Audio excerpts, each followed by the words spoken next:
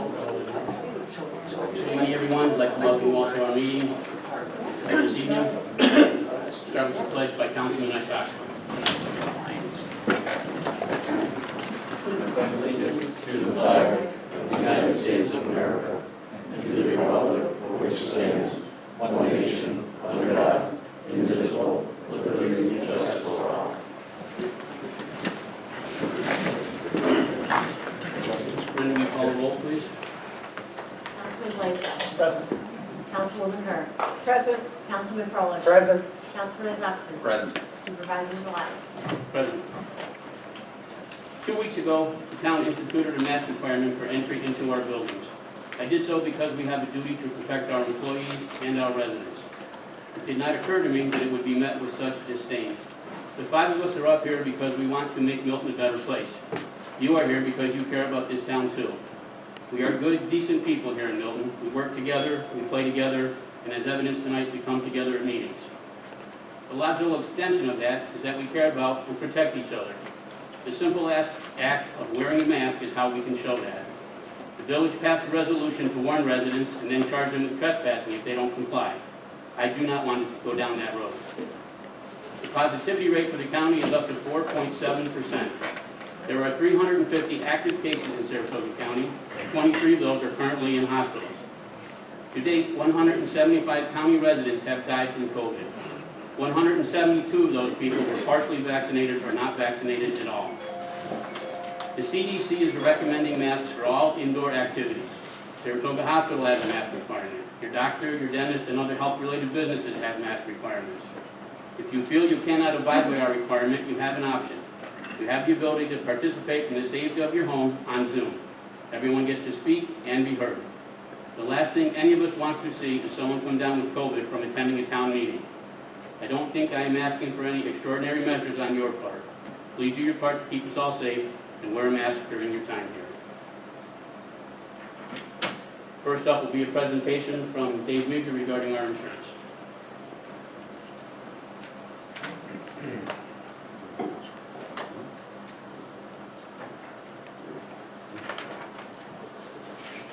Thank you. You just have to get real close. Or maybe you can hear me okay. Just have to get real close to it, Dave. Yeah. Okay, Thank you. is that better? Yes. Yeah, okay, good. I'm Dave Meager with Hampshire Insurance. We've been privileged to write the insurance for the town. Once a year, I'd like to get together and review it with the town board. We'll try to do this in about 15 minutes for the sake of the audience. But if there's any questions, by all means, make sure to ask them. I just gave everyone the summary of the insurance that I had emailed to Benny on Friday.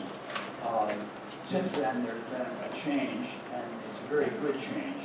And so if you wanted to go to page 3, page 2 is just how you reach us, phone numbers and email addresses and things of that nature.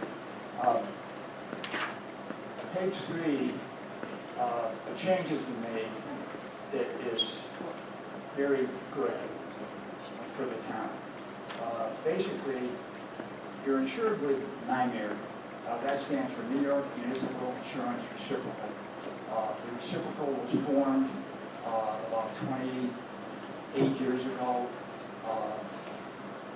with the encouragement of the Association of Towns, so that towns and villages could control their own destiny as far as insurance was concerned. Obviously, we don't insure New York City. Reciprocal doesn't allow just anybody to participate. They're created for towns and cities and villages like the town of Milton. So they have a great presence now and are actually insuring around 60% of the public entities in New York State. So you are with, I'll refer to them as NYMIR as we go through tonight. They had indicated back in June that they wanted to take the town hall garage building and take it off the blanket and put it on a depreciated value basis until the renovations were complete. I have been going back and forth on that issue and had been unsuccessful until I had a telephone conversation yesterday with the president of Niagara, and she said, we'll agree to put that building back on the blanket on 2 conditions, and the conditions are so easily met that I know you'll agree to do them. One is they want someone to check the building every day until it's occupied. Already talked to the supervisor, and I think Anthony is probably the logical person to have that responsibility.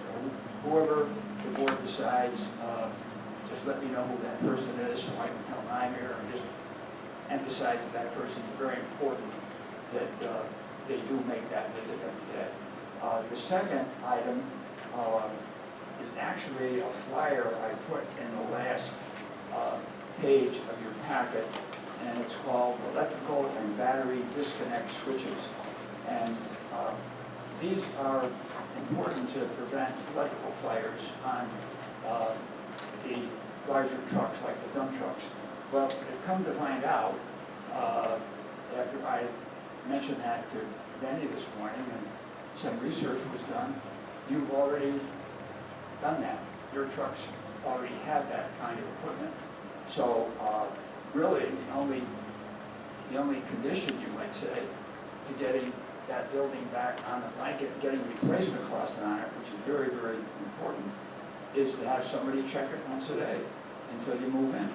So I think we all agree that's a reasonable request and is easy to accomplish and isn't going to cost you anything.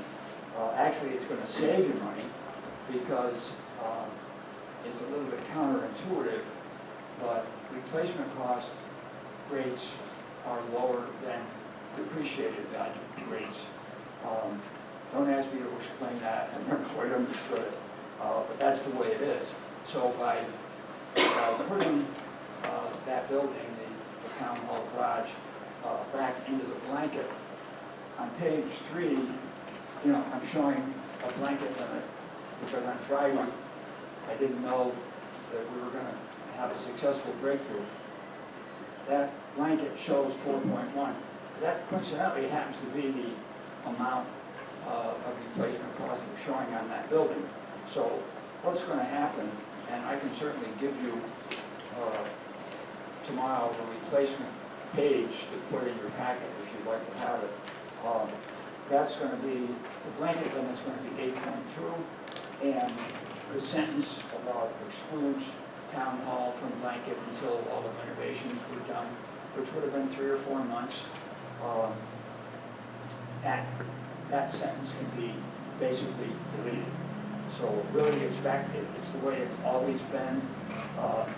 Your blanket limit has been raised by 4%, and it's now 8.2. What that blanket limit means, by the way, is you'll see on page 3 and 4, a list of all your building contents. What insurance companies do, and Niners no exception, they add them all up and they come to a figure. And that is called a blanket figure. And you want your insurance written on a blanket replacement cost basis. And that's the way they do it. What that means is, in the event of a claim to one of your buildings, you can always access the blanket limit. So the limit on, say, the town hall garage is not going to be 4.1. It's going to be whatever it takes to replace it, up to 8.2. And we had that illustrated a few years ago where we had a salt shed on the schedule for around $34,000. And it was demolished in a windstorm. And because we had replacement cost coverage, we paid, I recall, around $130,000, even though it was on the schedule to 30 because of that blanket feature. So all is well. I'm very happy. I wasn't looking forward to coming and having to explain why you wouldn't have that building on the blanket, and I don't have to say that anymore. It's the way it always has been. You do have a $1,000 deductible, and you'll see at the end of the presentation, I'm going to have you think about raising that deductible to $2,500. When you think about it, a lot of you on your homeowners policies probably have a $1,000 deductible. So for a public entity like a town, certainly a $2,500 deductible is not unreasonable. And you'll see you do get a nice credit for that. And the best part about it is the way NYMER does it, it's what's called a disappearing deductible. So if you went to $2,500, as the claim approaches $25,000, it's called the disappearing deductible. That means the deductible gets less and less and less as you approach $25,000. So if you had a $30,000 fire, there wouldn't be any deductible. If you had a $20,000 fire, there might be a $500 deductible. It doesn't mean that it's $2,500 across the board. So with that fairly lengthy explanation, we could go to page 5. Page 5 is the general liability. General liability, it shows a million, but you all know you've got a $10 million umbrella, so you've got $11 million for any one general liability claim. You might wonder, what's a general liability claim? It's number one, it's people who get hurt on your property, any property that you own. Secondly, it's what are called streets and roads. If there's an accident on a town road, you can bet, and Jim, I'm sure, has seen a lot of these, that the town becomes the deepest pocket if you have, say, a one-car accident and a lot of the passengers in the car get hurt. Even if the driver's DWI, the passengers are considered innocent victims. They go to sue, the driver of the car doesn't have high limits, so where do you think they look? They sue the municipality. We defend those, and I've seen some big ones paid, not necessarily here, but in other towns. Also, a very hot issue today is cyber insurance. You all seen on the news about the pipeline and the ransom that was demanded of the pipeline company and so forth. So NYMER includes $250,000 of what's called security breach, and it includes ransomware. I think you all know what ransomware is, but just very quickly. The bad guys lock up your system, and then they say, when you pay a ransom, usually in Bitcoin, usually to some distant location, will unlock your system. So that is covered right now, $250,000. It can be any amount you choose up to $1 million. So that's part of the general liability also. The bottom part of that page, the public officials policy, that's the one that protects all elected and appointed officials and employees, and actually even volunteers acting within the scope of their official duties for things like sexual harassment, planning and zoning, violation of civil rights, discrimination in hiring, wrongful termination, all those kinds of things. And again, the 1 million is supplemented by the 10, so you really have 11. So over on page 6 is the bond. That's what protects the town from misappropriation of money by anyone entrusted with the money. And we see that magic word blanket again. We've got $500,000 on everybody.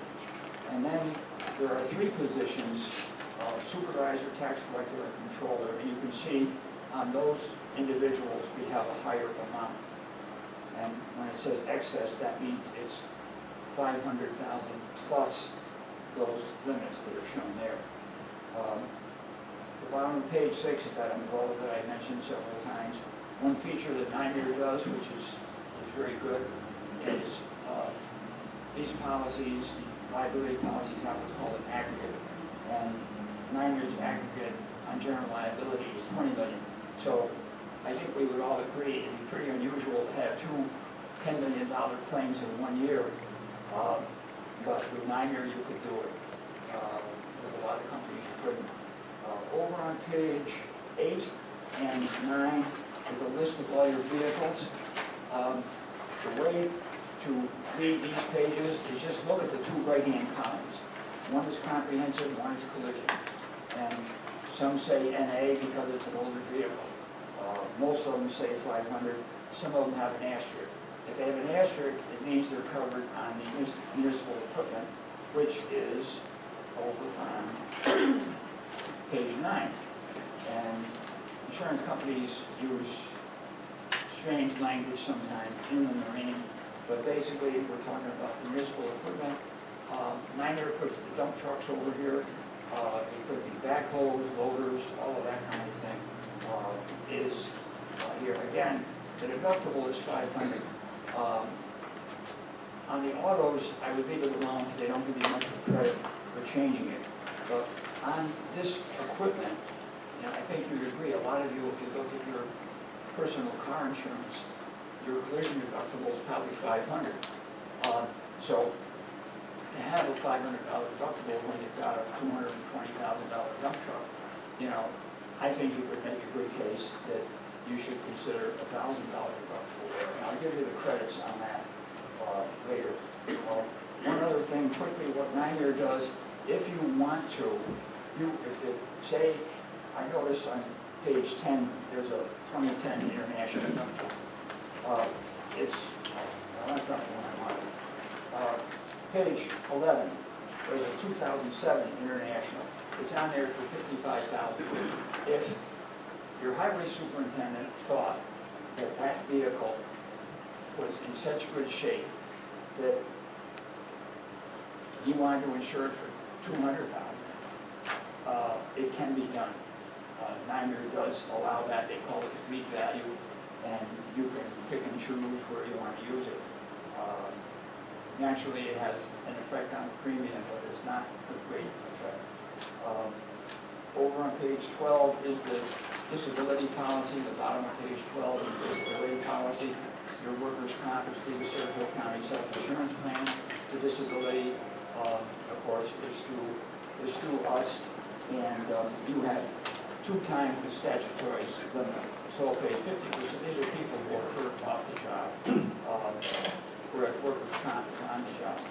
So it's 50% of the average weekly wage, subject to a maximum of $340 a week. The statutory is $170, so effectively you've doubled the statutory, and it could be wherever you want it to be. Now we get over to page 13, and this compares last year and this year in terms of the premium. You want to remember that we did raise the amount on the buildings and the contents by 4%. And I think there's one more vehicle, one more trailer than there was previously. So I showed the deductibles here. If we look at the numbers as they're presented toward the top of the page, you know, we see a 4.5% increase. As a budget officer, former budget officer, you know, I don't like an increase like that. I say, what can we do to get that low? And one thing you could do is consider those deductibles. So instead of 4.5, if you took a $2,500 deductible on the buildings and contents and a $1,000 deductible on the dump trucks and the contractor's equipment, that 4.5% gets to down less than 3%. The reason I come in here, by the way, ahead of time, before the policy comes up, is so the board can talk about these things, consider these things, and decide whether to do it or not. I will tell you, other towns do carry higher deductibles than you're carrying, but it's all a matter of personal choice. I think it would be good because you could save about $1,500 a year, and it would be every year you'd be saving that $1,500. Now, the other thing that is going to have an impact on the premium is what I talked about earlier, is everything's on the blanket, going back to the property, the buildings and contents, and the town hall and garage. Instead of being separately on a depreciated value basis, it's on a replacement value basis under the blanket. So that reduces the premium. I had estimated $1,000 credit. It might be lower. it might be higher, I mean, because I didn't think that 1,000 would kick in until you finish the renovation and move into the building. It's actually gonna kick in when the policy starts. So that would get you down to less than 2%. So I just wanted you to know that, you know, we're sensitive to the fact that you have a budget and that you'd like to have some things to consider as far as reducing the premium is concerned. Page 14, about the only thing I'll mention there is certificates of insurance. Anytime you hire a contractor, I want to work with your engineer, and I've talked to Jenny. I've looked at the specs on the renovation. You know, we've fine-tuned them. Naturally, Jim, the whole harness in there, but there are other things that Jenny and I work together on. She's very, very capable, very easy to work with, and so we tweak some things to make sure that when the contractors get in there on those renovations, if there's a claim, we want the contractor to be responsible for it. We don't want the town of Milton to be responsible for it, which it would be if you didn't do anything because they're working on your property. So that's one thing. Another thing I skipped over, I should have mentioned, on the general liability, there's an exclusion on bounce houses. If you get in a situation where you want to use a bounce house, or actually any inflatable amusement device, we can get the coverage, but I have to know about it ahead of time. So I just mentioned that. If you have anything, with what's going on with COVID, nobody's doing any of that kind of thing, but hopefully someday down the road, you'll have an event, you may want a bounce house. You know, we can get the coverage, we just have to know about it ahead of time. And again, we just work on risk transfer. We ask the owner of the bounce house to sign hold harmless and to name the town of Milton additional insured. So that's a fairly quick, brief summary of your insurance. I think it's really good news when you say there's a way of getting ourselves down to less than 2% in this environment. I'm happy about it. So glad to answer any questions. Appreciate everybody's patience in the audience. We're sitting through an insurance presentation, but it's very important that we do this at least once a year so that we do make any changes that need to be made to protect the town. Quick question, Dave. I know Barb and I both talked to you earlier about having a printout of all the claims that we've submitted for the past year. Yes. And you said the easiest way would be to send that to Jim Craig, and he can black out any personal information. The reason for that is if we have to make a change as far as safety rules or regulations, it'd be good to know where all these claims are. Yeah, I think that's a great idea, and I've already talked to Jim. I've got them, actually, you joined NYMER in 2015, so I've got them going back to 2015. I can give you the whole list, and so I'll send it to Jim tomorrow, and I'm sure after he takes out some proprietary information, he'll pass them on to you. Second question I have, the 4% that you increased everything by, is that an industry standard, or how do you come up with 4%? That you increase like the buildings? The 4% on the buildings and the contents. NYMER is using that across the board. If I would say from what I see, I know you've got a builder in the audience who could probably expound that maybe 4% isn't enough. You know, but I see the price of lumber, and I understand that it's hard for contractors to get material, and as a result, prices are going up. So that's a figure NYMER uses, but we're open to any suggestions.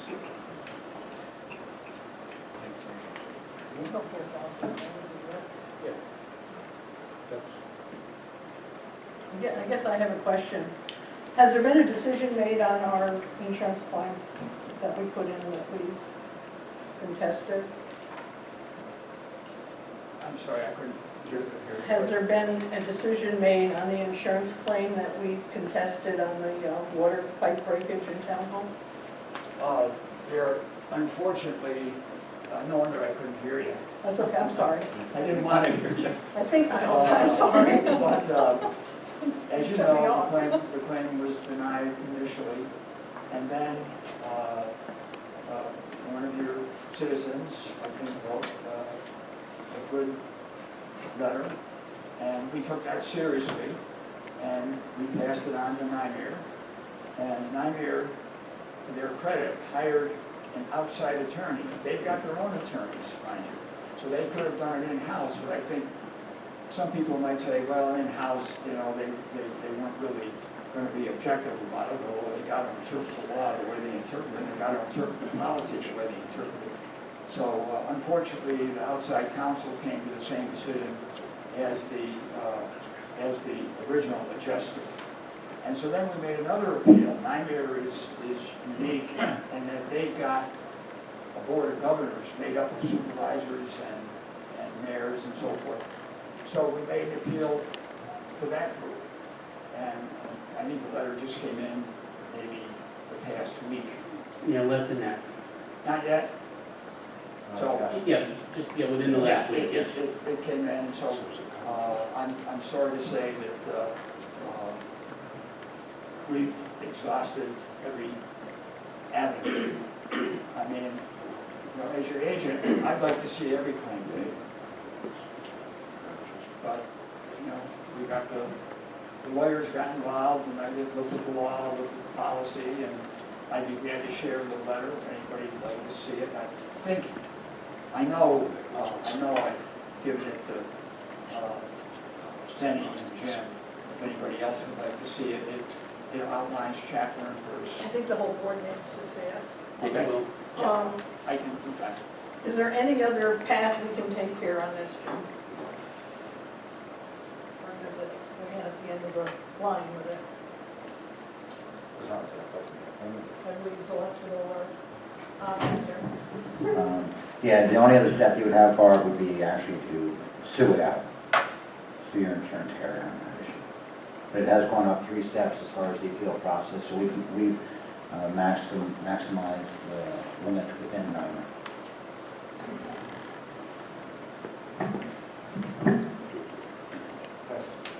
Thank you, Dave. Don't kill the messenger. No, I'm not going to kill the messenger. Thank you. I wish it were otherwise. I won't buy you dinner at Parsons. That daily inspection that has to be done, is that Monday through Friday, or is that a 7-day inspection? I'm sure that they want it done every day, for the reason that actually there was one claim that wasn't paid, but then there was one previously that was paid for $41,000. And so they're a little gun shy about that building and so forth. So That's what I I'm asked. sure that when they say every day, they mean every day. Are they going to ask somebody to sign out every day? Would that happen? They're going to take your word for it. They haven't asked for any particular sign-out sheet or anything like that. And you think Anthony will be the... somebody from Buildings and Grounds will be there every day to Great. document or take a photograph or something.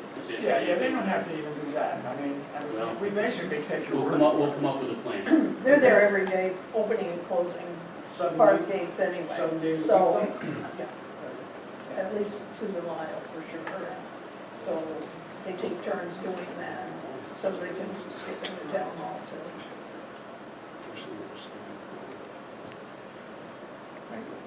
Any other questions? I thank you for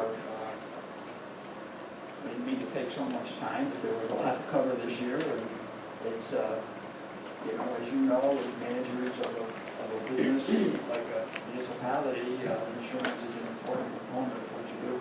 So I thank you personally, and Hampshire thanks you for your loyalty, and as you know, I'm always easy to reach, and I think you've all got my cell phone number, and I basically work every day. Now, Saturday and Sunday, only if necessary. Which is sometimes is. So thank you. Thank you. Thank you. Again, thank you. Thank you, for Dave. your audience for your Thank you, patience. sir. Betty, can you check and see if your Zoom is working, because I just got another text message. Not everybody's logged in. It says we're recording and it says the video is processing. Okay. It's working, the sound is just awful, I just came from watching it. It is off. It's on. Okay, thanks. Next up is public comment. If anybody would like to speak, Mr. Licata.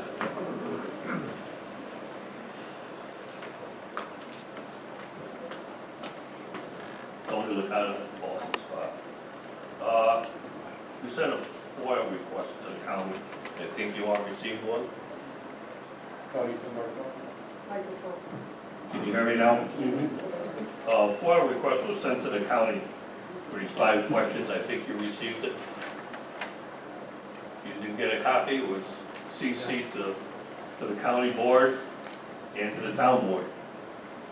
I didn't get anything. Okay, well, I'll get some copies and I'll have them made. But these are the questions that the county, that we asked the county. They came back, every 5 questions that we asked them, no records. And I'm going to read them to you. First, was there ever a public or environmental public hearing or a public meeting or notice of any record regarding the use or operation of helicopters at the county airport? No. Was there ever a public involvement or a public hearing or public meeting or notice of any records regarding the use of the operation of the independent helicopter company, Saratoga County Airport? No. What documents has the business independent helicopters stationed at the airport filed with the Saratoga County or the FBO or the Saratoga County Airport? None. Last, and this is important, if you read that report that was given to you 2 weeks ago, this is going to open your eyes. It's from the FAA, okay? Was there ever an environmental study, public involvement, or public hearing, meeting, notice of any records regarding the use of dangerous avian gas at Saratoga County Airport? You know what that is? I want to get to it. This is from the FAA. What is avian gas?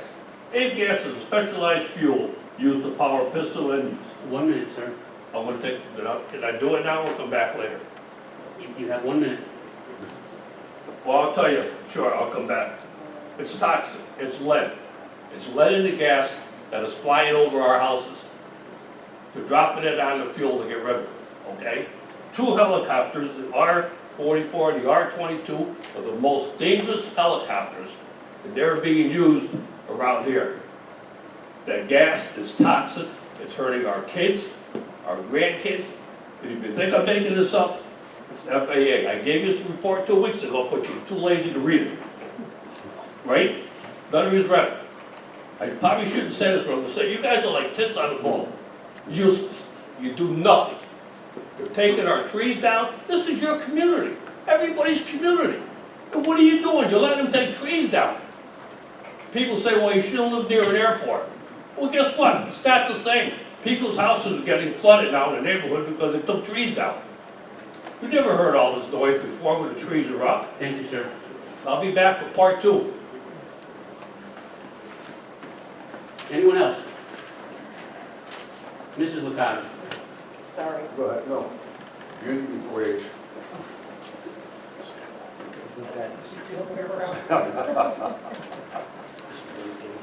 Chair Licata, for Lane Boston Spot. I have a question about the webpage for Town of Milton. I looked to see if there is a calendar event coming up on September 1st for the meeting with Heritage, and there is nothing posted. And I think that's disgraceful. I also, I posted it myself on nextdoor.com and on Facebook, I don't know. There's a page also, and again, there's nothing there. I wanted to mention something about the agendas. When you print old business, I think it would be helpful if you printed all the old business that hasn't been fixed yet, or even adhered to. For instance, reserve fund balances. I did read the report that the comptroller put out on the webpage for July's fiscal reports, and there is a mention there about the reserve funds, which are pretty substantial. I'm sure you remember, as I do, doing the budget, helping with that budget, there's over $1 million in reserve funds that should be getting spent in certain areas. For instance, the cold storage building and fuel island station was approved in 2019, it's approved 2021, soon to be 2022. Nothing's been done about that. It was on the agenda once. Gonna go back on old business because it's old business. Needs to be looked at, crying out loud. We have all this money to put in these wonderful things for our community, we're not doing it. The other thing I want to ask is, what are we going to do about the $1.551 million that the town of Milton has been granted from the Coronavirus American Rescue Plan? I know the city of Schenectady got over $5 million, and they currently have... 1 minute, ma'am. Thank you. They currently have a committee to discuss what options are out there for this wonderful fund. I would like to suggest 3. I would like to see something happen in this community that is long-lasting and that everyone can enjoy. This is a freebie money. Use it. How about splash pads added to those adorable parks we have in the town of Milton, so little kids can get splashed with water, and they're wonderful. They have them all over Saratoga. There's one on Geyser Road, but there's no swings there. There's 2 little swings.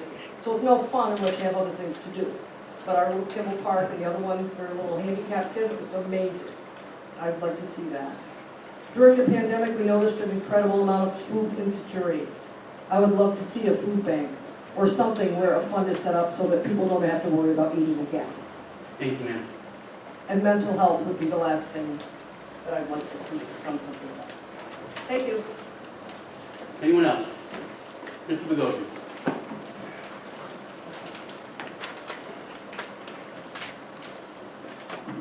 Good evening.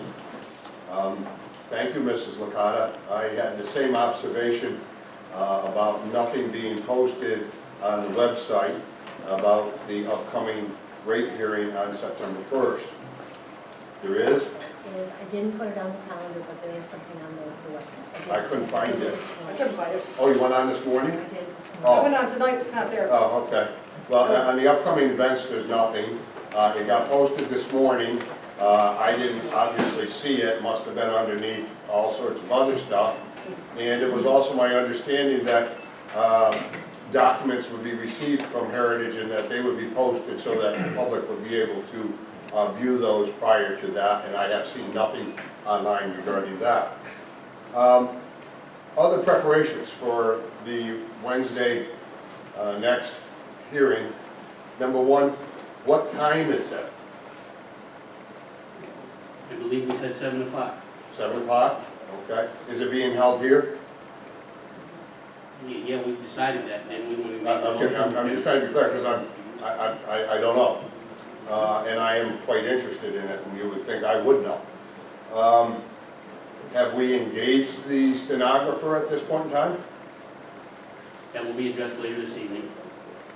So the answer is no. I said that will be addressed later this evening. Well, then by de facto it's no, so that's not a problem. 7 days out, I trust you're going to be able to find a stenographer available for that evening. Has proper notice been provided? I don't know if there was a notice that needed to be put in the paper or whatever. When did that go in? Monday, Monday. And is that sufficient time? yes. Okay, perfect. Well, I'm looking forward to that. Couple other quick comments. Maybe you ought to consider $5,000 and $10,000 deductibles. It'll be even a bigger savings. And for us to not be covered for a loss because we haven't made sure the heat's been turned on, you have to be grossly negligent for the insurance company not to reimburse you. Not just casually negligent, you have to be grossly negligent. So it's difficult as a taxpayer, and a large taxpayer in this town, to understand that we're going to have to swallow the gross negligence. I trust we're going to do much better on the rate hearing. Thank you. Anyone else? Mr. Rossi? I'll defer to you. Mr. Munter?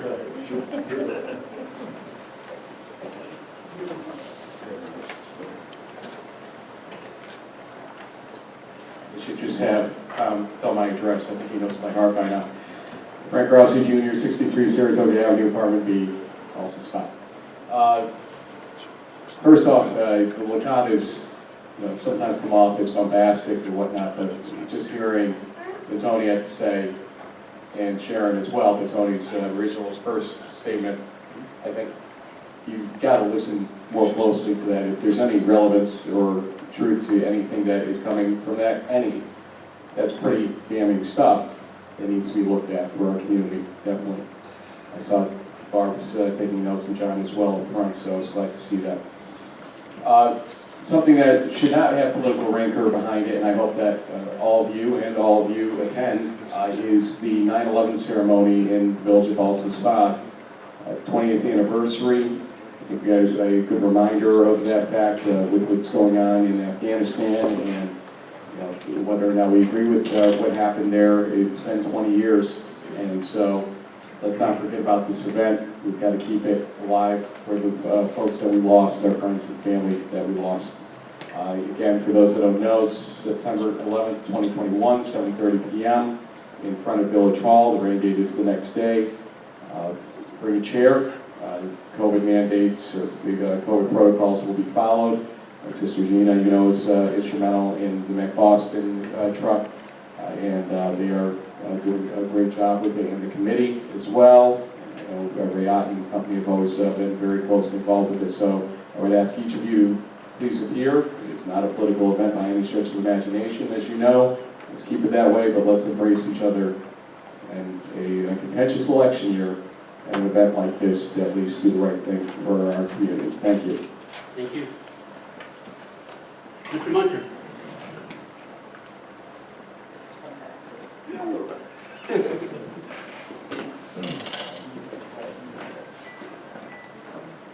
I think the last time I was up here, I overran my 3 minutes. May have been my fault. I may have tried to sell some council member a 29 Model A that I had parked in my barn for 30 years, and I got off my message. Try to be a little more specific. I drive by the town hall several times a week, and it's hard for me not to see that this has not reopened. It really, and during the summer, I don't know anything about what contracts have been put out. I watched a drainage project take place that I just couldn't believe could possibly take that long, just as a casual guy going by. This brings me back to my original letter of October 14th, 2020, when I started talking to the board. I ran out of my 3 minutes, so I sent the board and the council members a letter stating essentially, why wouldn't we spend $100,000 to do a roof patching and the remediation that the remediation people had costed and specified, because I'd much rather see us spending $100,000 now than going out and spending money to get a group in here to give us a 5- and 10-year plan of which way we should really go. Should we redesign our building? Should we demolish it? Should we be at this location? I never got a response, and while I'm in my 1 minute, many years ago when I used to go to town board meetings, because I think it's for communication between council members and the media and the residents, I'd like to poll the board tonight. Why didn't I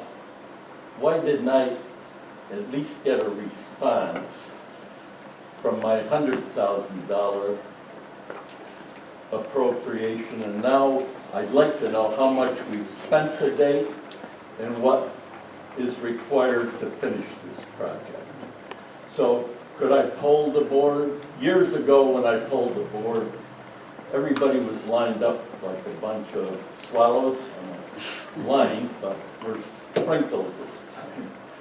So I guess in the American standard, I would go clockwise, and therefore, Supervisor, I would start with you.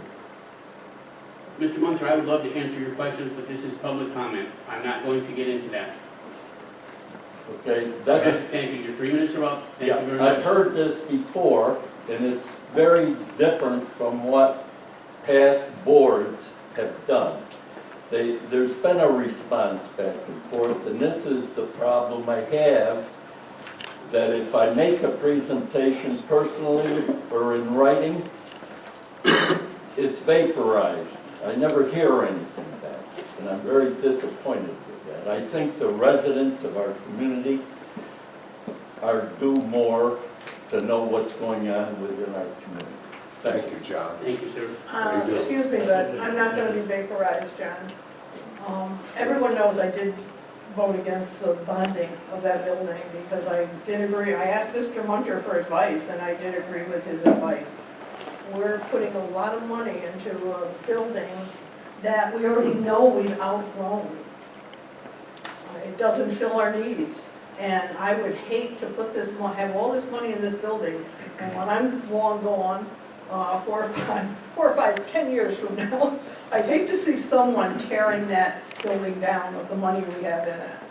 And I asked for that. I asked, let's look at this, let's get back in the building safely for our employees, remediate the mold, fix the roof, and move on and make a plan, do a 5-year plan. So I hope that answers your question. I answered your poll, I guess. I'll be happy to answer your question. Okay? We did give you an answer, which is probably one you didn't want to hear. The night we voted on doing the options we chose to do, we asked our expert, which was MJ, to evaluate your proposal, and they did, and we rejected it. Simple as that. We chose to go a certain direction. To date, we've spent in contracts probably $775,000. Do I know how much is left to go? I can answer that question in 2 weeks because we'll be opening the bid. And how long will it take to ever get back in and First let of the the year. seniors be back in their space and things like that? The The commitment we schedule has this. have right now is January 1. To give you an idea about doing studies, I brought forth 4 options for MJ to study. We had gotten a proposal from them for $37,000. This board voted to do that. And inside of 2 weeks, it got changed by the supervisor to 2 options. And I brought it up at a meeting, and this board sat silent. So every time we kept delaying this building was time that we lost in getting back into this building. Well, as a resident, I'm very disappointed in this whole thing, and I think, in my opinion, it starts with the supervisor. Gentlemen, public comment Is over? is that it? That Okay. is it. Okay, It's public I'm done. comment. Thank you. John, I've got one more thing to No, say. And yes, no, you can't stop me from talking. I'm a elected official and I can talk. I'm going to ask Brenda to please put on our webpage September 1st, 2 o'clock bid opening. and anyone that wants to come with for that bid opening will certainly be welcome. Anyone else? Mr. O'Leary.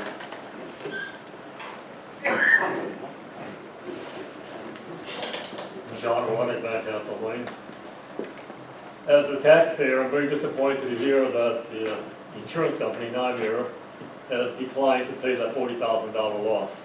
As you know, back in March, I submitted an 11-page analysis based on my 50 years in the business and my expertise. I'm an expert in that field, commercial insurance, and the reasons why they should pay that claim. At this point, I think we need to pursue this a little bit further. The fact that they've taken all this time, almost 6 months, to come to a determination that they do not want to pay this claim, based on bringing in, for number one, an evaluation by the claims department, bringing number two, bringing in an outside counsel, and then submitting it over to the board of directors or whoever that group may be. It tells me that there was a very serious question about coverage. And they decided that they're going to say, prove it. Insurance companies are in a business of taking premiums and denying as many claims as possible. That I can tell you. So now we are at the point where we have $40,000 of taxpayers' money out there, and I gave the town board a complete legal analysis of what needs to be done legally. And Mr. Craig can take that into any court and take my 11 pages and utilize that as a reason that they should be paid. At this point, we cannot let it go. Okay? It's he said, she said. We need a court to make the determination. So I am requesting that the town board sue the insurance company on behalf of the entire town and get our $40,000 back. And I would be glad to testify as an expert witness. Thank you. Thank you, sir. Anyone else? Mr. Begonia.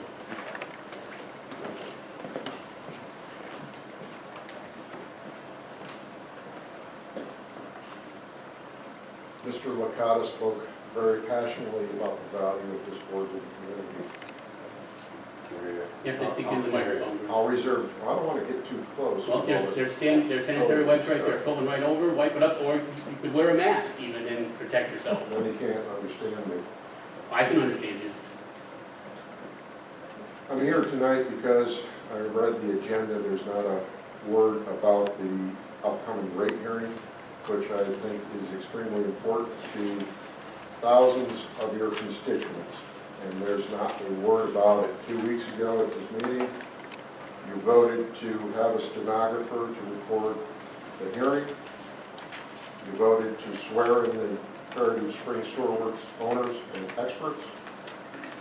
You voted to allow 5-minute blocks for presentation and rebuttal. And you voted to take written questions for anyone unable to attend that would be asked by the Board of Heritage Springs Sewer Works. And you also voted to allow the public and the rate users that are present to question and rebut Heritage Springs Sewer Works. Yet on your agenda, there is not any bit of this information, and even under old business, as Mrs. Licata said, you don't even have a discussion of this very important rate hearing. Most telling is that 2 weeks ago, you voted to hire a stenographer, and that hasn't been accomplished. What have we done in 2 weeks? Who is in charge of hiring a stenographer?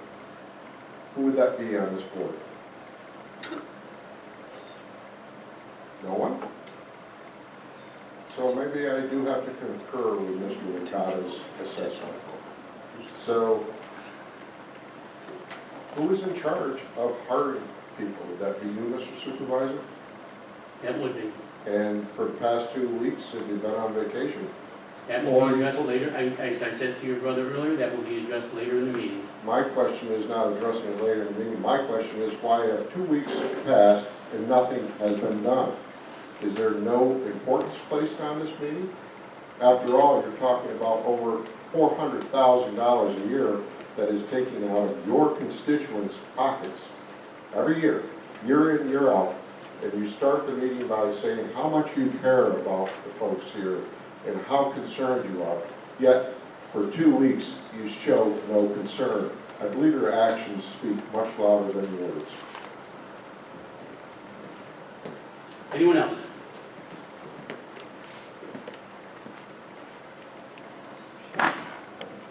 You'll get a second bite of the apple later today. Yes, sir, go ahead. Hi, it's Keith Lewis. Can't hear it. I wanted to address the board for the discussion last week about the part-time employees for the judges that were requested. The judges requested 2 part-time employees, and there was some discussion by Mr. Blaisdell, Ms. Kerr, and Mr. Froelich about the fact that the judges would be better suited with a full-time employee. And they seem to promote the fact that it was less expensive and smarter to make a decision based on their recommendation. And they turned down what amounted to probably between $150 and $200 worth of advertising for Glassdoor, Monster, and one of the papers for part-time employees. And they acted as if that was saving the residents money, when in fact, a full-time employee is entitled to a plethora of benefits. As the town board knows, your pensions alone amount to a much greater dollar figure. And I found it so disheartening to hear them grandstand in that way against the judges, against their requests, and to not put forward $200. And it seems to me that this board needs to start doing its job and stop posturing because you're going into an election and those 3 people are running.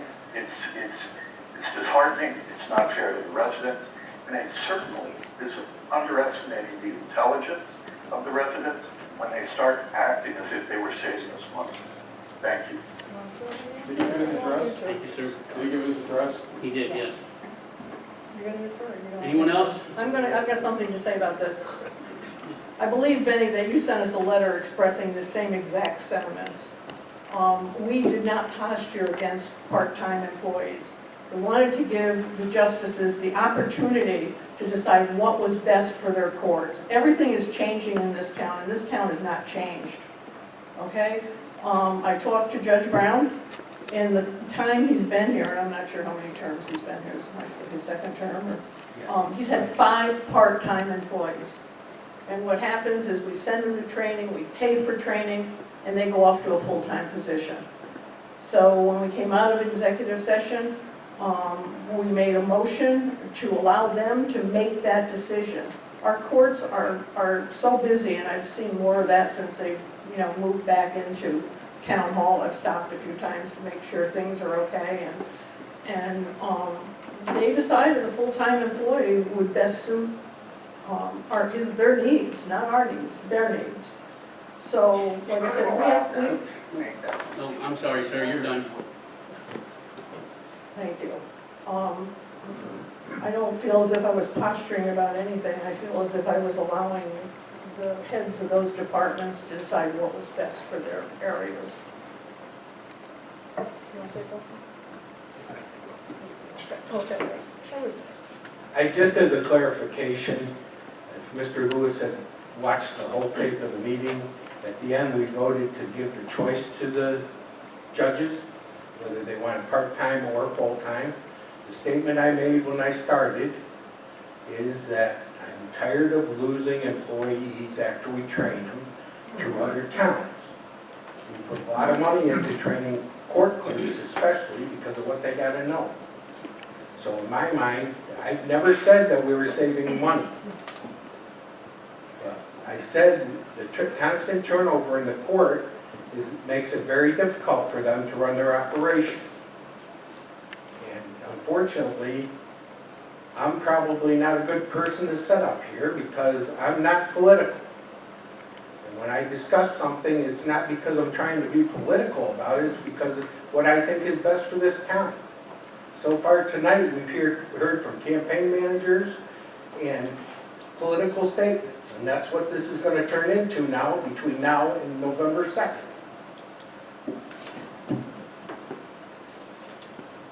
Mrs. Morosi.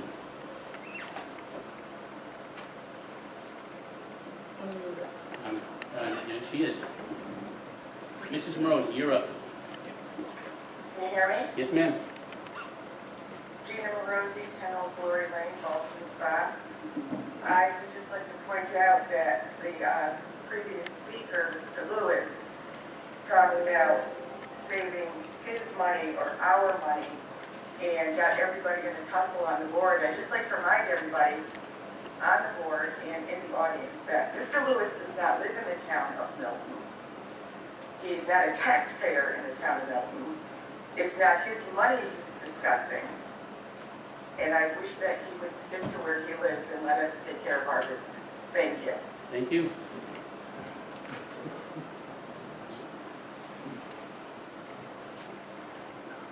Anyone else? Seeing none, I will close public comments. Over the past 2 weeks, I have been in contact with independent helicopters and the National Guard. I have received responses from both companies. I have copies of their emails. I won't make them available after I read them for the record. By way of background information, Independent Helicopters has been in operation for 13 years and first started conducting flights from Stewart International Airport in 2008.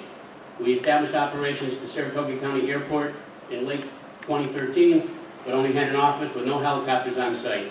For some time, we only flew our Saratoga office incidental to per diem needs. As the years progressed, we established enough of a client base in order to have one helicopter at the airport. In recent years, demand has increased significantly, and we now employ 3 full-time flight instructors with several other helicopters on site. 70 to 80% of our flights are instructional, with the remaining flights being a mix of commercial, charter, photographic, and tour-related. We are community-oriented, a certified women-owned business with impeccable safety record, recognized by the Helicopter Association International. The Saratoga area is both unique and scenic. We love the people we meet here and work with here. In reading Mr. Burton's letter, I can understand his concerns. It is likely that he does not know much about us other than the fact that we operate from the airport. I would like to begin my response by specifically addressing some of his concerns in order. I apologize in advance, but you and the board have to have all the information available. Mr. Burton is correct that we have increased the number of our flights in the Saratoga Airport. I would emphasize that we are not the only helicopters operating here. BARF Aviation Service, formerly North American Flight Services, attracts a number of Robinson helicopters for repair and inspection services that are identical or similar to ours. These visiting helicopters are not aware of or sensitive to the needs of the local community like we have been. In addition, there is at least one shared owned Robinson helicopter based here at the airport that flies frequently in the area as well. I would also direct your attention to transient helicopter traffic that has significantly increased in recent years, such as MetLife Net Medevac, the New York State Police, the New York National Guard, Blade Charter Services, and National Grid, just to name a few, all conducting flights in and out of Saratoga County Airport frequently due to its location and availability of services. Independent Helicopters, as a matter of airport policy, flies the traffic pattern at 1,200 feet, which is higher than the helicopter minimum required altitude of 1,000 feet. Mr. Burton also cites helicopter noise as a quality of life issue, my apologies. There are a number of credible studies regarding helicopter noise one could read. BBI noise is a particular dominant noise in a helicopter in an approach condition. This is why the approach condition is the noisiest flight condition for the helicopter.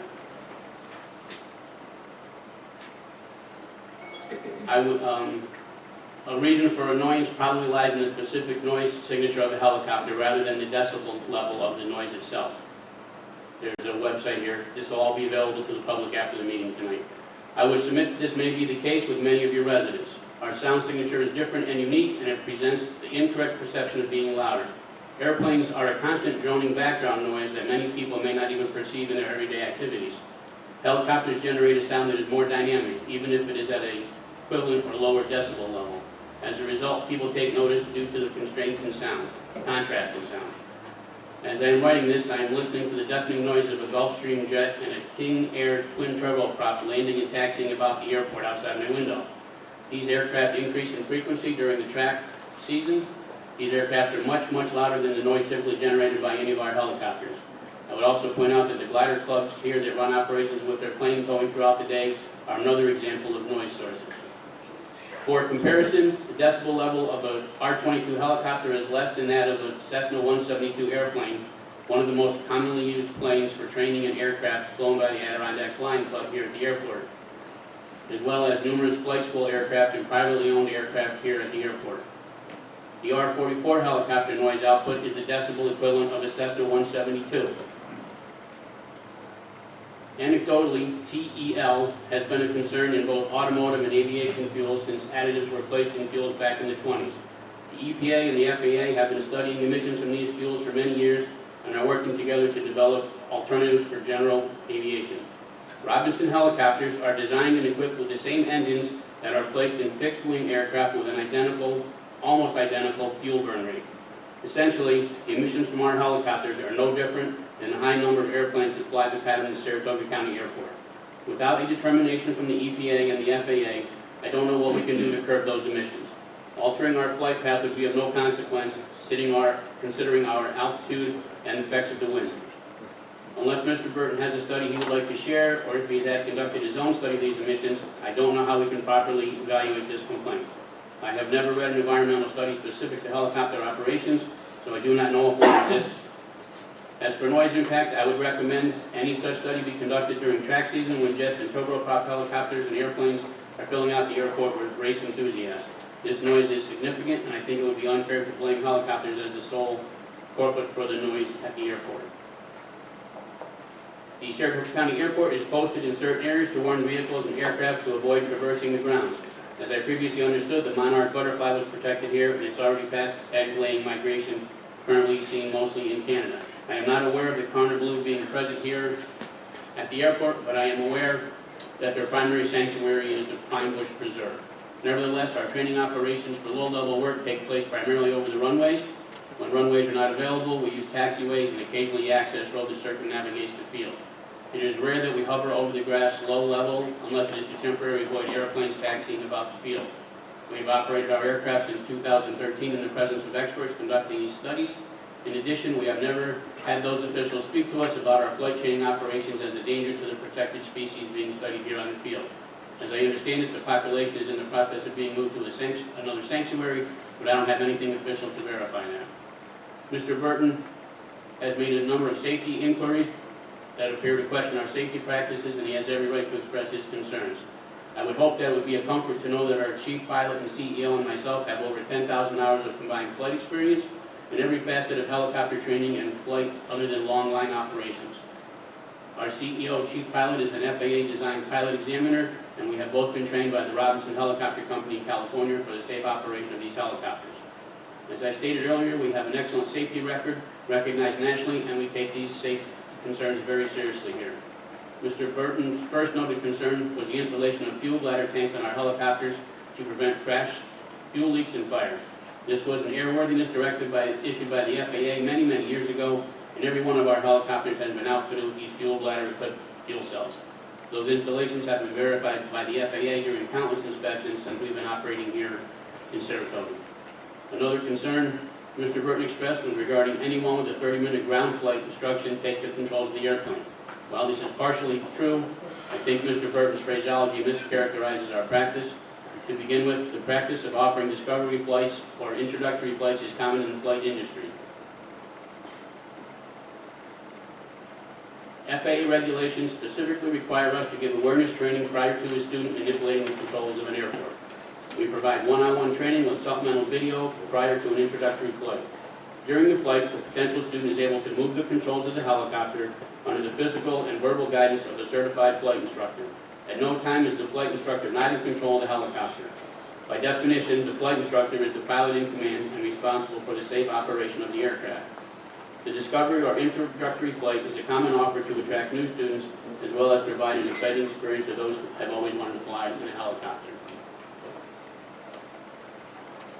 In the last year, we have efforted to move our training operations away from the field more often, so we use surrounding airports as an alternative and a proactive effort. Our traffic patterns do not unreasonably encroach on populated areas. I am not sure what more we can do to alter our operations, but I would like the board to know that it is our desire to do everything reasonable. I would be more than happy to speak with you in person or by phone to address any other questions. Respectfully, Matthew Taggart, Independent Helicopters. I also have a couple of reports that he's provided, which will be available after too. Next up, I spoke to the Air National Guard. So, Mr. Licata, I have taken your questions and Mr. Burton's questions very seriously, and I've gotten responses to it. We do not focus, this is from the Air National Guard, we do not focus on any one airfield. Saratoga is about one of a dozen in use. In addition, those previously mentioned also circle the airfields at Pasico, Ticonderoga, Scroon, Kingston, Great Barrington, Poughkeepsie, and even Rome, New York. Additionally, we have flights along low-level training areas in the Adirondacks that generally include a route within Fulton County to the Adirondacks, out to Glens Falls, then to Saratoga, and back to Albany. Our flights held on Wednesdays and Thursday evenings will continue through mid-September. By fall, the earlier sunsets will likely see a shift to our night flying at least an hour or so earlier than your residents here now. For example, tonight, this was August 18th, we have 3 aircraft scheduled, and tomorrow night, 5 aircraft. Crews arrive in late afternoon to conduct their mission planning based on their individual training objectives that then determine the route of our flight. There is no predisposition to go to Saratoga or not. It is totally up to our pilots to select the optimal training sites and airfields for their training.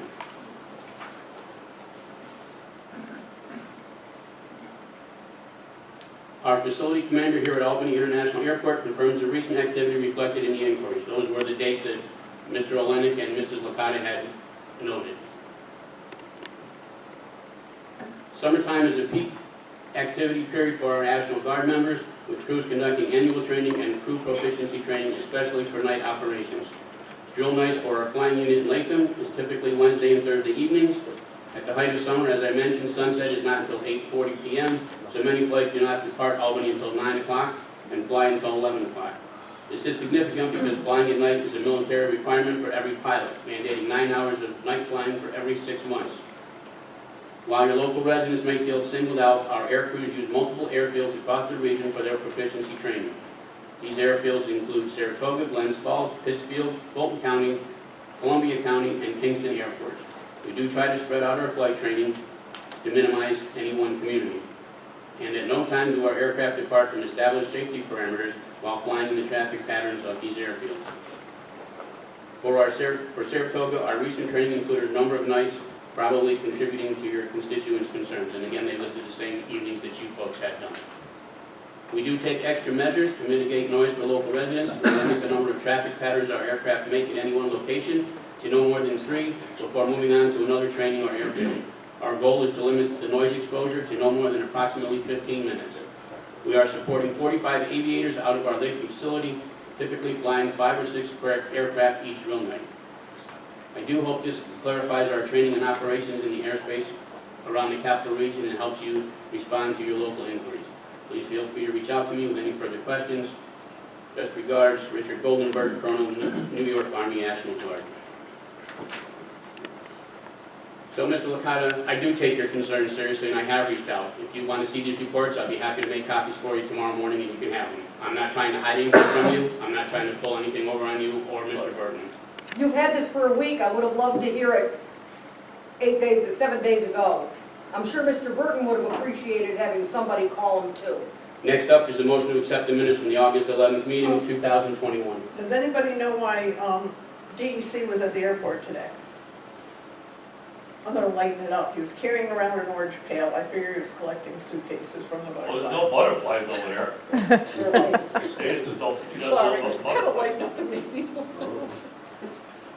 But DEC was out, and by the time I turned around, he was gone, so. As I stated, we need a motion to accept the minutes from the August 11th meeting. I'll make that motion. I'll second. Thank you. Any discussion? Brenda, can you pull the board, please? Councilman Blaisdell. Yes. Councilwoman Kerr. Barb. Answer. When did you send them? Did I miss them? They were with the agenda. Oh, okay, all right, okay. I'm gonna abstain because I didn't, Thank you, Brian. I'm sorry. Councilman Froelich. Yes. Thank you, Thank you. Citizen Frank. Councilman Isaacson. Yes. Supervisor Zalati. Yes. Thank you. Next up, Resolution 43 for a budget amendment. Whereas the town board of the town of Milton must make budgetary amendments, and said amendments must be based upon resolutions of the town board of the town of Milton.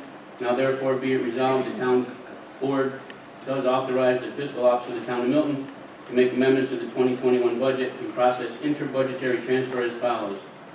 From DB-0878-000-000 Capital Reserve Highway Equipment, $239,366.90 to DB-5130-200-000 Equipment Capital Outlay. Now therefore be resolved by the town board of the town of Milton. Can I get a motion to approve resolution 43 for the movement of funds for purchase of highway equipment? I'll make that motion. I'll second it. Any discussion? Brendan? I just wanted to ask Jason, is this a replacement? This is going to be a replacement for what we call truck 4, which is Okay. an 04 Internet. Okay, I'm glad to see that Yep. the reserve is set up and we have it there. Yep. When we need the equipment, it's getting taken care of out of that, thanks.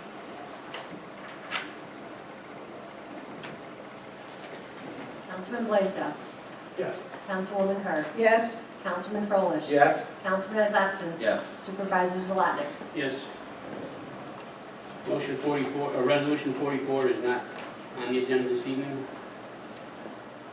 Next up is a motion to approve BST for the 2020 and 2021 audit. I forwarded their proposals to each of you earlier this week. I believe our controller has expressed his support for this motion also, and this is work that needs to be done, so I'll entertain a motion to approve BST for the 2020 and 2021 audits. I have a couple of questions first. Sure. I know you forwarded those audits, which were quite extensive, and to be honest with you, I haven't completely read it.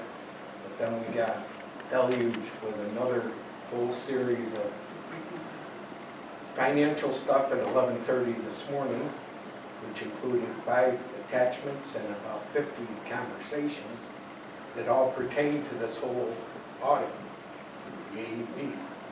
So I guess I'm not prepared to vote on this tonight, because to be honest with you, I can't read that fast. Okay. some of that stuff came that late, John, because I was here, I just want to explain something. I spoke to Dave to make sure he was in line with, be able to work with this company, and he was satisfied with it. He wasn't. Went into Benny's office and we discussed it, and he decided late this afternoon or late morning that that was the best company to go with at this time. So the other things, I can't tell you why they were late, but the decision. Well, to be honest with you, Barb, this seems to be a pattern from the controller for the last 6 months. Of every time we have a meeting, stuff comes at 11:30 in the morning of the day of the meeting. No, I won't disagree or argue with that. It's fine, we can wait 2 weeks on it. We'll wait 2 weeks and you can think about it, make a decision in 2 weeks. I think we should. Fine. Next up is a letter from the building inspector. Supervisor Zlotnick and town board members. I'm submitting this letter to you on behalf of the building department to see if the town board would create a committee to look at a zoning issue. Some of the issues have to do with the cul-de-sacs and subdivisions, fencing and noise, etc. Chairman Bartow, Chairwoman Soden, town board members, as well as myself and Deputy Highway Superintendent Miller, would be the best to serve on this committee as they understand the issues. In the near future, I would like to discuss an total R1 water and/or sewer district in which we could try to provide all residents in the R1 district, and the establishment of a committee to revisit town comprehensive plan. It is due for review. Respectfully submitted, Bill Lewis. Next up is a letter from our town historian. The annual town meeting for the Association of Public Historians of New York State will be held September 13th through the 15th in Oswego, New York. I would like to attend the meeting. It is being offered in person and virtually. I have chosen to attend virtually, which will cost no more than $100. That is the fee to attend virtually. I would appreciate the opportunity to attend this meeting. Thank you in advance for your consideration. Want a motion? Voted? You guys are ready to vote? Yeah, I'll entertain a motion for it. I'll make that motion. Thank you, John. Second? Second. Thank you, Frank. Any further discussion? Seeing none, Brenda, will you poll the board, please? Councilman Blaisdell. Yes. Councilwoman Carter. Yes. Councilman Froelich. Yes. Councilman Isakson. Yes. Supervisor Zalati. Yes. Next up is reports. Animal control. Telephone calls out 74, in 39, license compliance 48. Field investigations 29, emergency calls 6. Dangerous dog hearings in process, all completed, 0. Sincerely, Greta Brown, Dog Control Officer. Building Department. Building Department. During the month of July, the Building Department processed 31 building permits and collected $10,328.20 in building permits. We completed 172 construction inspections, 37 fire safety inspections, and responded to 13 code enforcement complaints. A total of 49 permits were closed with 22 certificates of occupancy and 27 certificates of compliance being issued. We also collected $2,500 in planning fees and $500 in zoning fees.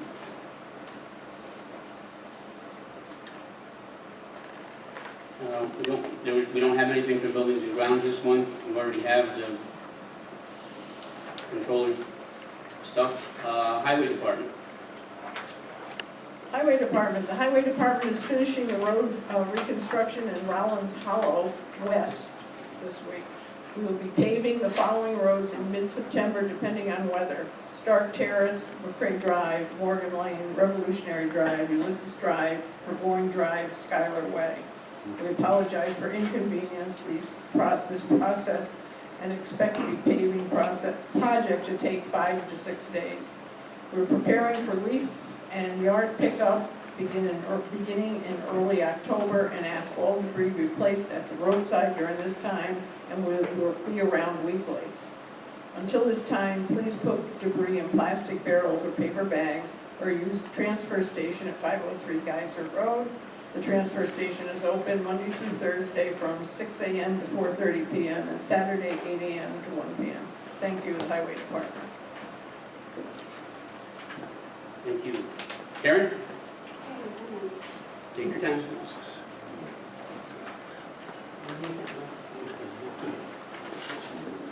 You'll need the microphone, Barb.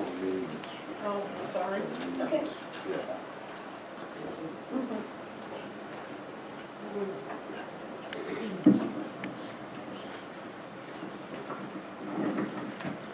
Hopefully you'll be able to hear me.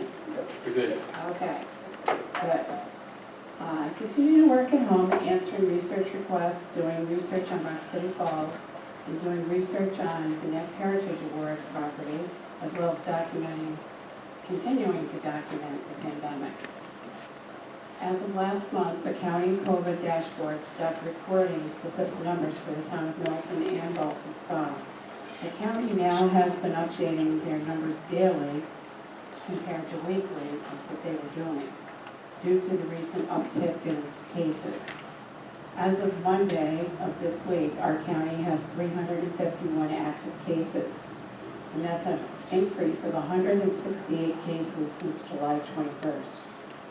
There are currently 23 people hospitalized, and our 7-day rolling average as of Monday was 4.5%. Yesterday it was 4.7%.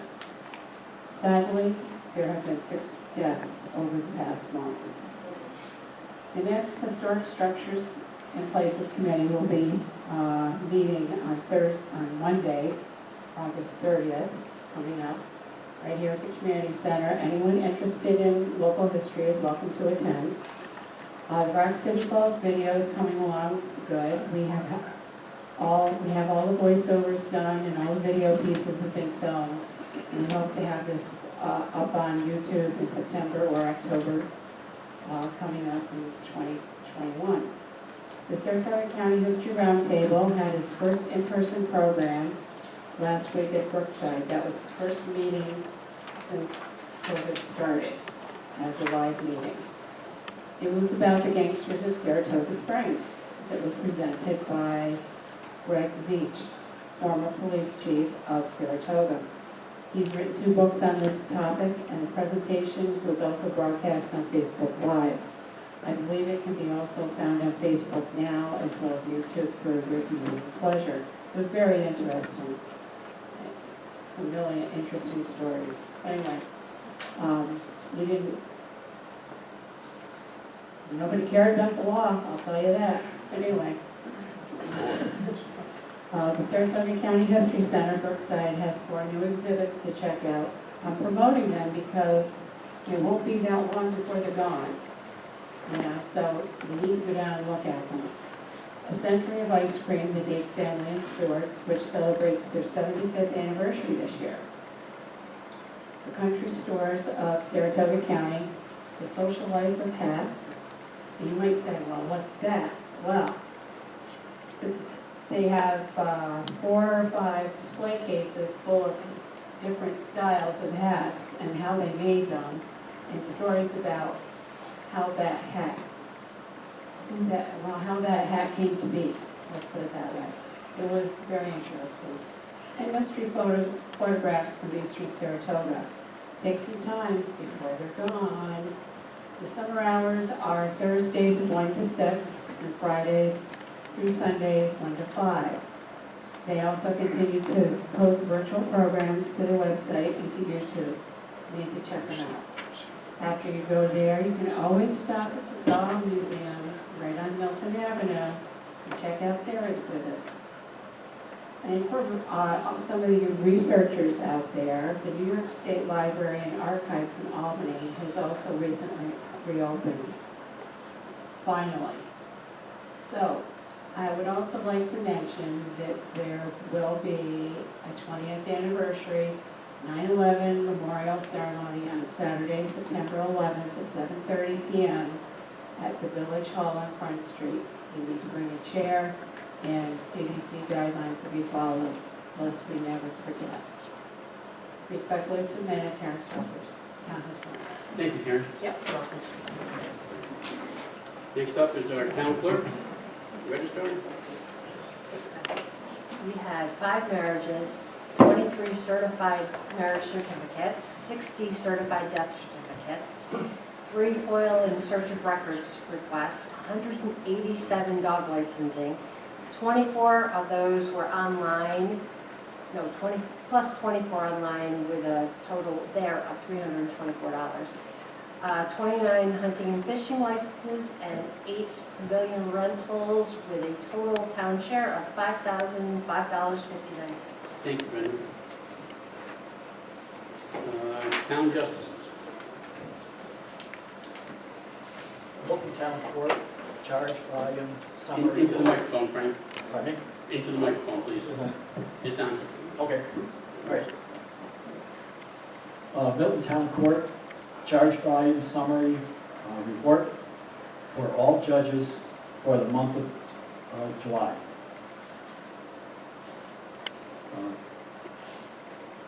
Charges received, 98. Charges disposed, 105.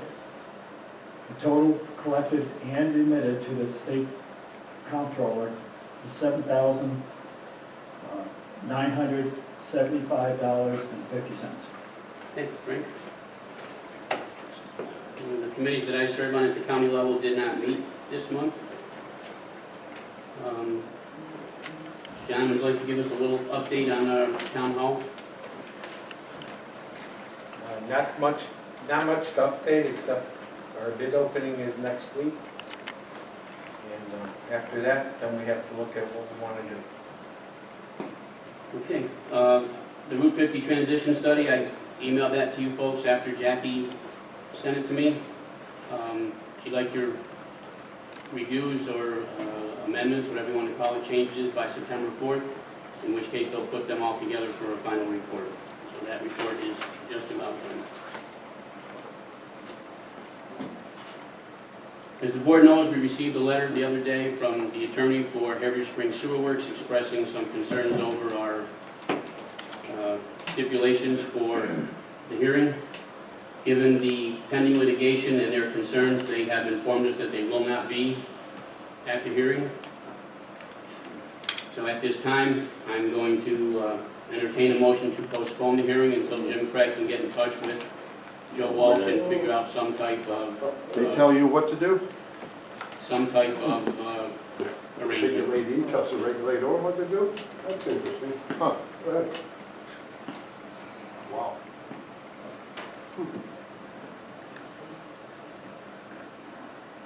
I'll make the motion. Thank you. Why not? Unbelievable. I'll second the motion. Any discussion? I have a couple of things. I realize that we have to postpone it, but I would like us to set a date within the next 2 weeks for this board to sit down. I'm not here. Go over the information and make a decision. I've heard from both parties extensively at our meetings and not at our meetings. And all this does is keep dragging out with the parties. This one can't make it, that one can't make it, this is wrong, that's wrong. It's time for this board to step up and make a decision and let the chips fall where they may. Anyone else? Brenda, can you pull the board, please? Councilman Blaisdell. Yes. Councilwoman Carr. Yes. Councilman Froelich. Yes. Councilman Zaxton. Yes. Supervisor Zalapik. Yes. Thank you. I don't have anything else. Does anyone I else? just have one thing. At the last meeting, I guess I was questioned about a letter I had sent out to MJ Engineering on what I felt was a conflict of interest, and Joel from MJ agreed with me. So I've got copies of that letter here for the board and an extra one if anyone would like to see it. So. Thank you. Just what I said, I want us to set a date within the next 2 weeks and get this put to bed. Jim will be in contact with their attorney tomorrow morning and we'll Well, to be quite honest with you, Benny, I'm not interested in hearing from Heritage. I'm not interested in hearing, we've heard from the public, we've heard from Heritage, we've heard from all the parties involved in this. And without having any new information, I've read all the paperwork that we have on this sort of issue, and I'm ready to make a decision.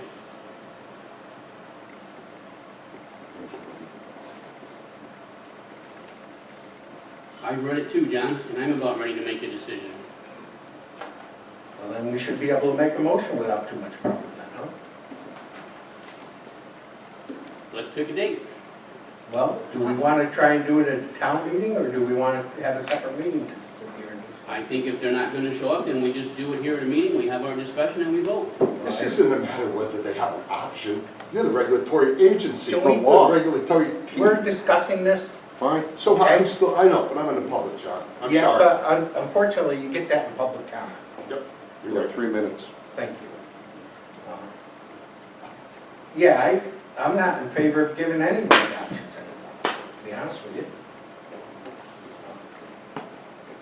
I don't think there needs to be any options. I think we have enough information that we can make a decision. And I'd say at our next meeting, that should be tops on the agenda.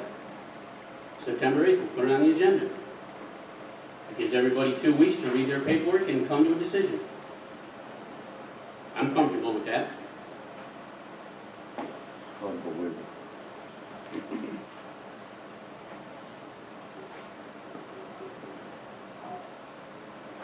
Someone want to make a motion? We'll put it on I'll the make agenda for that the 8th. motion. I'll second it. Any discussion? Any further discussion? Brenda, can you pull the board, please? Councilman Blaisdell. Yes. Councilwoman Kern. Yes. Councilman Froelich. Yes. Councilman Isakson. Yes. Supervisor Zalotnik. Yes.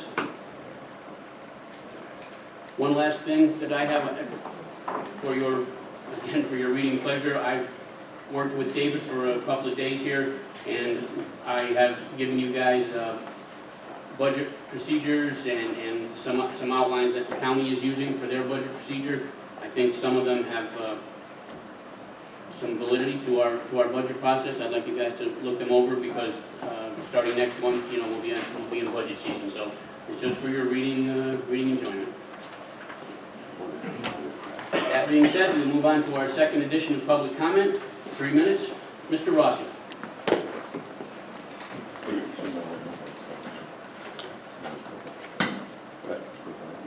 Frank Rossi Jr., 63 Saratoga Avenue, Apartment B, Spa, New York. Let's talk about two things. First off, we go from the Route 50 corridor study being a public presentation about a month plus ago to I'm going to send it around to the council members out of public view for some reason with all the money that was spent on this. What is going on here? This is now ridiculous. And as you know, there are some landowners that are wondering what they are going to be able to do at this point with their land. And I've given this suggestion here multiple times. I sure hope it's in there, because if it isn't, I sure hope somebody's going to put that in the edits at this point. It's getting ridiculous. Number two, I may have called the Licadas bombastic earlier, and Sharon, I'm sorry about that. But if they're bombastic, I'm a real jerk at times, and here's the moment where I am.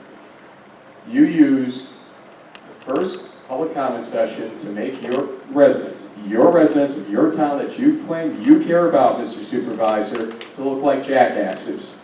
As you sat there with information that you could have given to everybody before the public comment, before the meeting, etc., and you sat on it to make them look like jackasses. The Gosens, I may not agree with their position all the time on the Heritage Springs situation, and they know that, but you know what? I don't care, because at the end of the day, to make them look like jackasses in the first public comment session isn't right either. These are your residents. These are the people that make your town tick as much as you do, and maybe some days more so, the way this is going lately. And for Mr. Lewis earlier to come out to public comment and as a resident of the town of Ballston, side of Ballston spout off about elections, etc., etc. You know what? I make no secret about my membership in the town of Milton GOP committee and my support of Scott. But you know what? I talk to Barb frequently. I talk to John frequently. Frank, Ryan, I don't get to talk to you, but I do ask Barb to pass on notes. I do talk to you too, Mr. Supervisor, because at the end of the day, this isn't about politics. So I would challenge you right now to reveal to the public what your affiliation with Mr. Lewis is, because that seemed to be lost in that discussion by him earlier on. Enough's enough here. Stop making your residents, whether you agree with them or not, look like jackasses in this town. This is getting stupid. Do better. Thank you. Mr. Licata. Mrs. or Mr.? I saw his hand first, Sharon. I'll get to you, I promise. Tony Licata, Ballston Spa. That letter that she wrote, I find it hilarious. The lady for the airport. They have another airport strip down in New Windsor. You know where it is? It's in a cornfield. It's in a cornfield. It's not over residential houses. When a helicopter takes those fumes out, drops their fuel, it's doing this. Plane takes off, it's gone. In noise.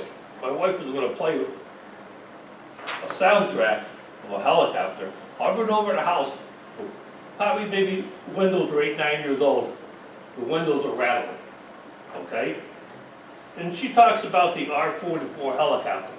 It's one of the most dangerous helicopters out there. It's the best selling for training. So, and the butterflies, she doesn't know the butterflies there. How can you not live on the airport, you're there every day, you don't know that there's butterflies on the airport? We're not against the National Guard, I'm a veteran. Nobody's arguing about the Army helicopters coming in. It's their helicopters. In these FOIL requests, I hope somebody finds out. No, she said she doesn't need an environmental impact, so they can just put a store, a shop open at helicopter school. That's what you need to find out. Here's a copy that was sent to the county, and they have no record of nothing. So, like Mr. Rossi said, you know, you guys gotta get off your rear ends. You all live in this town, start doing something. Look what, this is the center of our town. Look what's happening to it.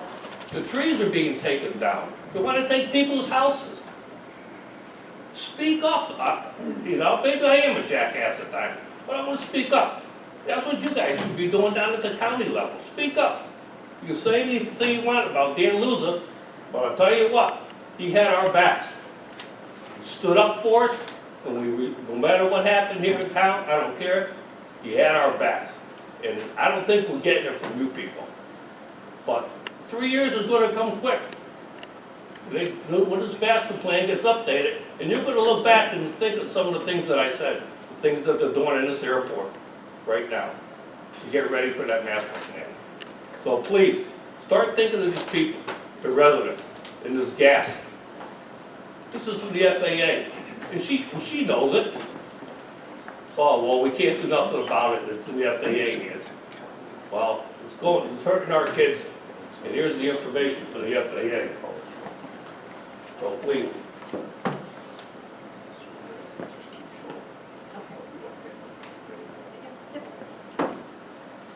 Thank you, Tony. Yep. Sharon?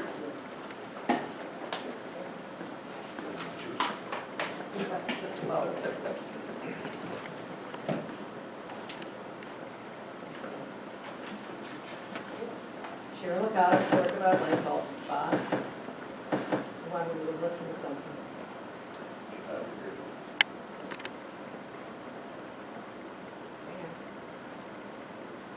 My phone's going dead, so I hope this works. Oops. Here it comes.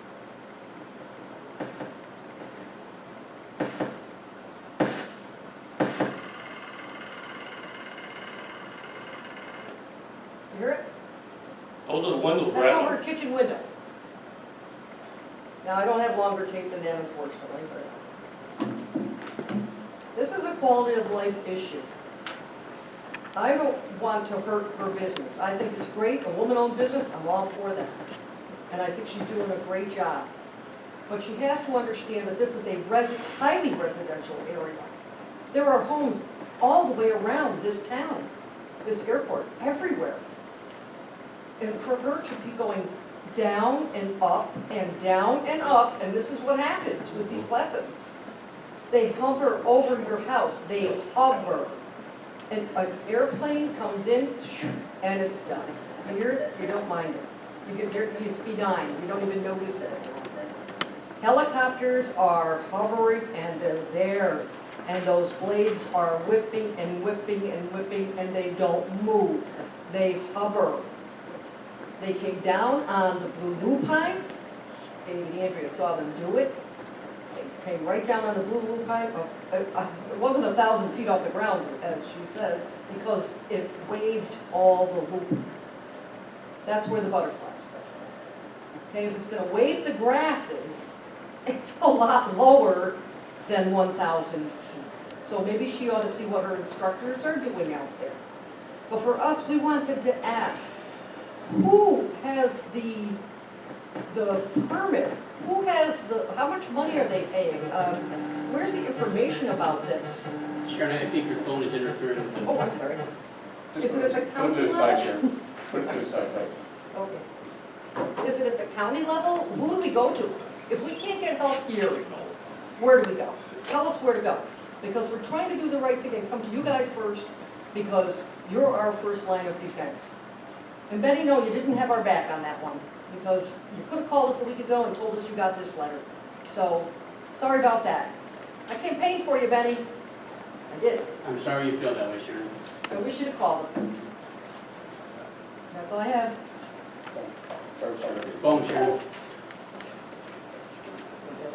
Bruce?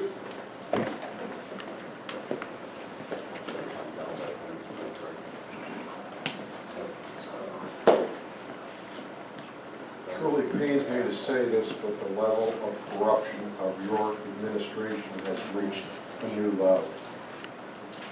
I'm looking at the website right here. You lied to the public.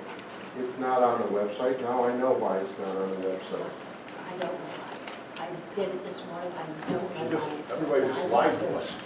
I looked. I appreciate that, Brenda, and I'm Everybody not just saying lied to anything. us. It's not on here. You have the capability to put it on here. It's not on here. Now I know why.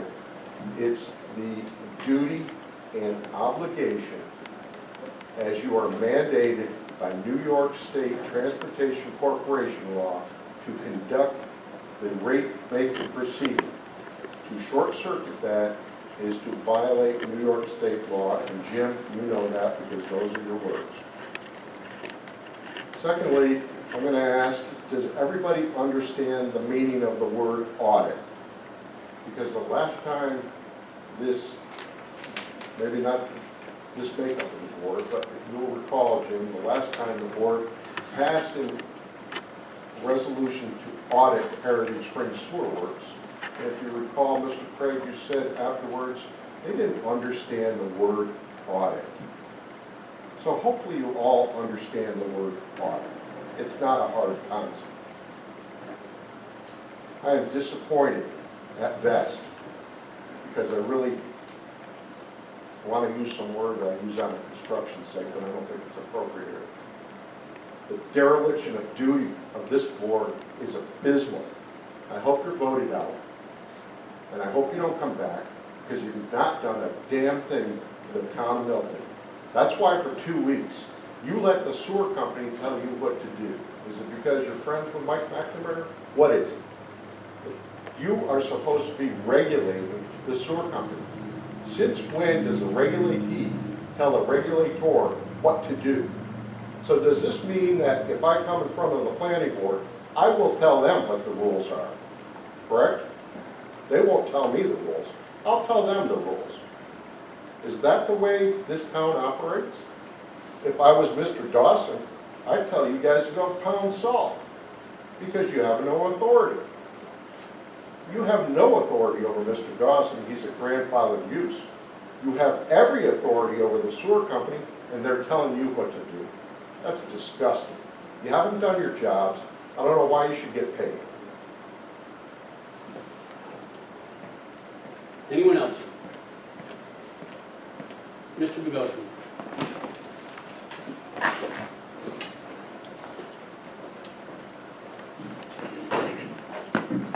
Let my brother go first so I can calm down. I'm usually the calm guy. Disgusted is a word that comes to mind. Transportation Corporation law requires you to have a rate review at a minimum of once every 5 years. Your last was 2012. If you can't count, that was 9 years ago. You're 4 years overdue. I come up here and ask you about a stenographer and you BS me? I'm disgusted with you. I can't believe it. We've been here advocating for the citizens of this town not to be under this corrupt situation that exists year after year after year after year. We finally get you to set a date, and it was September 1st, to hold a rate review, to bring them here, to have them sworn in, to have the truth finally come out about what's going on. And once again, you kick the can down the road. Once again, you sweep it under the carpet. I can't believe it. There's a theme here. And the theme is not just for myself, but it's other residents. And the theme is failure. Failure to respond to the residents, failure to act, failure to communicate, failure to protect, failure to abide by the law.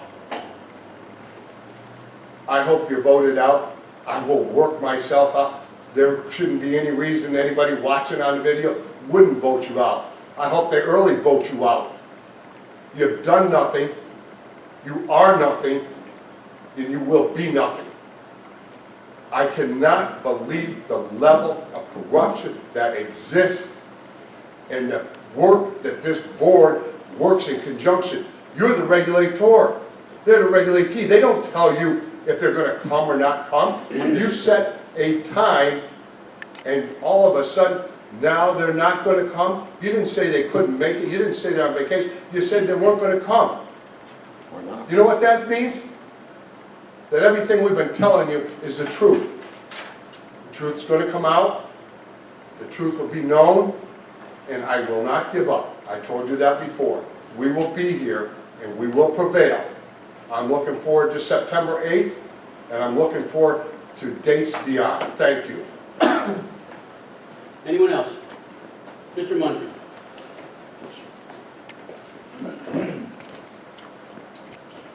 Yeah, I'm still John Munter, 515 Silver Road. I want to just bring up a couple comments, try to be real brief. Getting back to our insurance situation, I think I might not agree with some of the members of the audience, but when the insurance company denied the flood damage, that was common sense to me. And the reason it was common sense, we have a construction project going on without anybody in the building, requires management of the project, whether there's anybody in it or not. So somebody in this town should have been responsible for making sure there was heat in the building. So I have no problem with Amsher's claim that whatever the cost was, $70,000 was denied. I personally think that's good insurance practice. It will make me easier to pay my insurance bill. The other thing I wanted to mention, it looks like, according to the records I find online, we've spent $735,000 to date in committed project costs. It's hard for me to believe that a year and 3 months after this started, that all the contracts for this project would have been designed and issued long ago. I hear rumors now, we've got different things going to happen. There's a good chance there's a lot of things that have already been done that have got to be taken down. I've heard words about air conditioning units. Originally, I guess I was on the building committee for less than 2 weeks because I saw no value that I could contribute. Leaving rooftop units on the roof is the best thing that could be done for 2 reasons.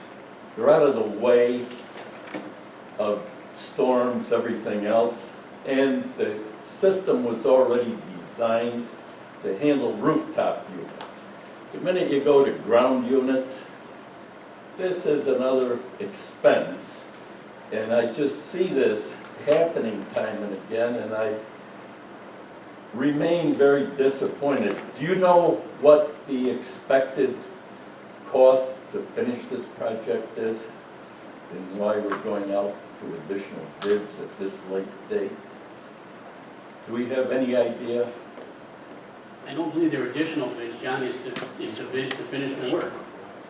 It's not additional bids. Thank you, sir. We're 3 minutes. Okay. Anyone else? Just a quick question. How come we always use MJ? Right now, MJ is the town engineer. That's who we have the contract with. That's why we You have have a contract with him? Seeing no one else, I will close public comment.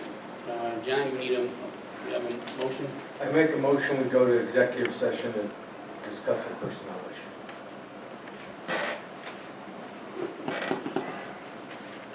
I'll second the motion. Recording stopped. Councilman Blaisdell. Yes. Councilwoman Kerr. Yes. Councilman Brolish. Councilman Yes. Isakowski. Councilman Isakowski. Yes. Supervisor Galati. Yes.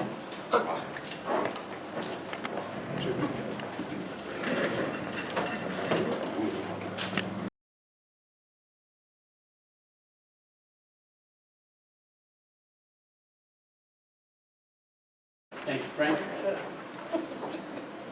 Hold the board. Councilman Blaisdell. Yes. Councilwoman Kerr. Yes. Councilman Brolish. Yes. Councilman Isakowski. Yes. Supervisor Galati. Yes, no action was taken in executive session. Any further business? Seeing none, I'll entertain a motion to adjourn. Yes. I'll make that motion. Thank you. All in favor? I need a second. No. I'll second. Thank you. Frank, I think this is yours, but we go. Brenda, hold the board, please.